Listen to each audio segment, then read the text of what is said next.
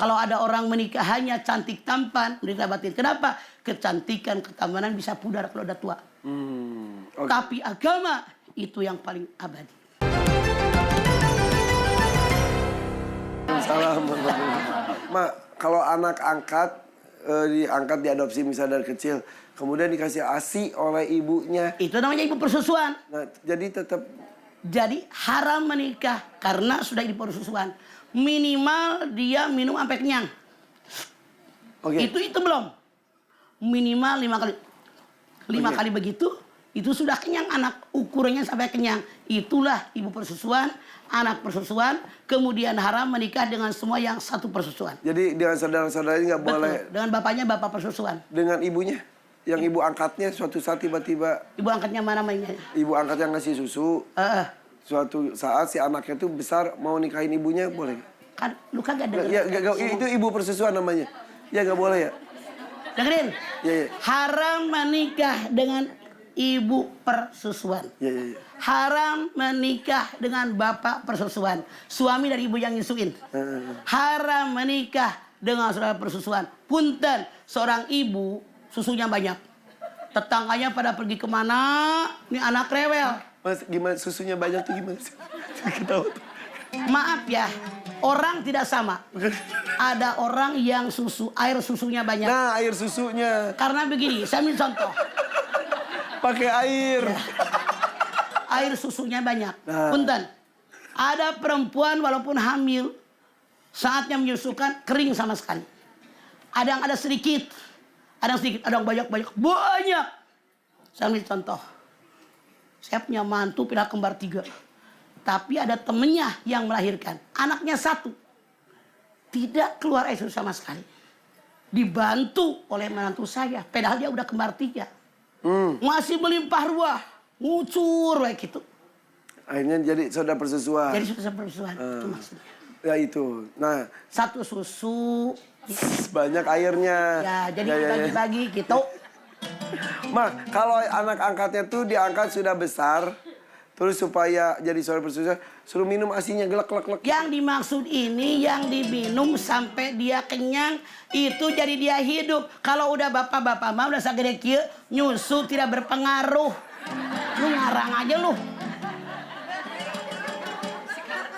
Kayak begini, punten, kan peribahasa kalau emaknya nyusuin anaknya, misalnya, ini beneran hukum pikir dari cengar. Terus si Jali ketawa juga. Nih, bapaknya ikut nyusu, dia bukan jadi ibu persusuan, karena dia mah nggak nyusu juga udah pada gede, gitu. Yang nyusu yang membuat dia hidup, ngerti nggak sih lu? Dengekeun ari kolot ngomong. Bukan berarti jadi bapak sama anak jadi saudara sepersusu. Ya itu karena bapak-bapak mah walaupun nggak minum susu udah hidup. Yang menyebabkan di persusuan ketika anak tadi minum sampai kenyang. Minimal 5 tegukan. Nah gitu. Itu. Mabayangkeun naon sih, Ban?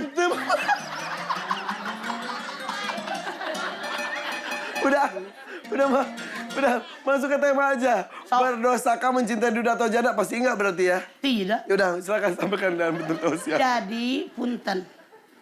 Tidak berdosa, tidak bersalah. Kalau ada orang nikah dengan duda. Ada orang nikah dengan janda. Tapi kenapa jadi omongan yang salah opini di masyarakat? Seolah-olah janda itu rendah. Seolah-olah janda itu manusia yang nomor sekian. Padahal begitu banyak janda yang berkualitas. Jangan kawin sama dia duda. Masya Allah. Yang aneh. Kadang-kadang duda yang keren dikejar-kejar. Giliran janda. Janda kembang. Tuh. Janda tapi menjadi kayak kembang. Bagus gitu. Beda sama jane. Janda nenek-nenek beda. Jadi. Siapapun Anda. Saya manti-manti beneran. Kalau anak laki-laki Anda mau menikahi janda, asal Anda tahu latar belakangnya dia orang baik, agamanya baik, dia jadi janda karena apa? Misalnya suaminya meninggal, misalnya KDRT, artinya ini janda ini baik. Yang salah suaminya. Atau anak Anda mau menikah dengan duda, jangan merasa terhina. Yang penting dia ngerti agama dan pengamalan agamanya baik, itu modal kita. Ya. Gitu. Tidak dilihat janda dudanya, single enggaknya, tapi lihat agama. Kualitas orang tadi. Berkualitas nggak agamanya gitu. Oke. Cuman di kita maaf dalam tanda kutip, kebanyakan yang dilihat cantiknya, kayaknya, turunannya itu yang salah. Dan hanya kaya doang salah tanpa agama. Hanya turunan doang tanpa agama salah. Hanya cantik tampan tanpa agama salah.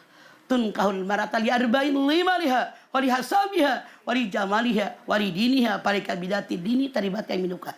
Nikahilah orang yang kamu sukai karena kekayaan, karena turunan, karena cantik, karena tampan, karena agama. Kalian ambil yang paling baik agamanya dan pengamalan agamanya baik, atau hidup kalian sengsara. Maksudnya apa? Kalau orang nikah cuma kaya doang tanpa agama, sengsara.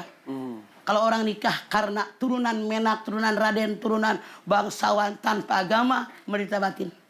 Kalau ada orang menikah hanya cantik tampan, menderita batin. Kenapa?